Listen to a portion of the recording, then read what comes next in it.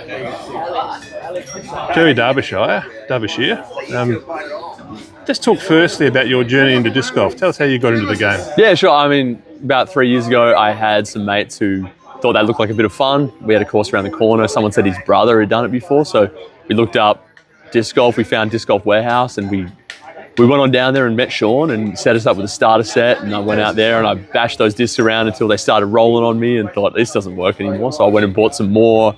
And yeah, it all started at Disc Golf Warehouse really, and then yeah, it's just nothing much has changed since then. But you've come on pretty fast, haven't you? Because you're now playing MPO, so that's a pretty fast journey into MPO. I think so. I mean, when I bought a house around the corner from Dick Lawrence, and I've tried to practice as much as I can. But yeah, that's been the goal. Goal from day one has been to, seeing the big boys up there and thinking, well, I just want to be a part of that. So that's always been the goal. And yeah. But that lead card's always fun to play. Yeah. What about your sporting background before disc golf? You must have had something. I grew up. My dad was a pro golfer, and I played ball golf until I was, a teenager, and then I started caring more about partying and high school stuff. So I can hit a golf ball much further than I can throw a disc, but didn't love it. Never loved it, and but yeah, found disc golf, and I'm much happier. Played every sport under the sun as a kid, but yeah. Now that I found disc golf as an adult, it's fantastic. Yeah.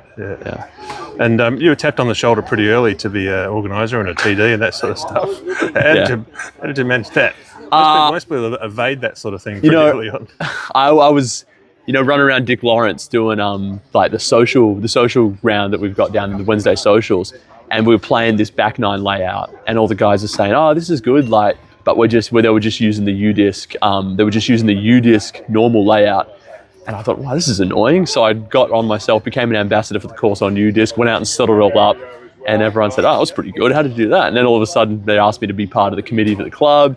And then this event came about just because there was a gap in the calendar. And to be quite honest, I just wanted to play a tournament. I didn't want to go 2 months without playing a tournament. And I said, I'll do it. If it means missing a tournament, I'll put my hand up and do it. So, yeah. But you're managing to play this one, aren't you, as well? I'm playing as well, yeah. And so what are our numbers? We've got 70 odd here? Yeah, well, look, 72 was the max if we had 4 people per group. And then turns out we forgot to put the cap on registration. Woke up one morning and had 80 names down there. Yeah, right. And then a couple messaged me and said, hey, I paid, but my name's not on the list. And I said, got to sign up as well. You can't just pay. You have to tell me that you're actually playing. So we ended up having like 83 and then a few pulled out. So we're close to 80, 79 about, yeah. And I reckon it's a bit of an underused property here, this McFall Park. It's a beautiful disc golf course, I think. It's almost like a country club to me. Yeah, it is. It's a really cool place. I mean, there's the whole section down the back, which, look, hole 18, unpopular with a few people.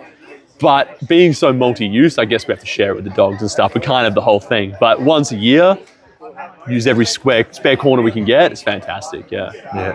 And I bet you anyone who's come back from playing overseas looks at that hole 18 and just goes, that's pretty normal. Well, that's what I said. Look, hole. I looked at hole 18 and everyone goes, oh, that hole sucks. I hate that hole.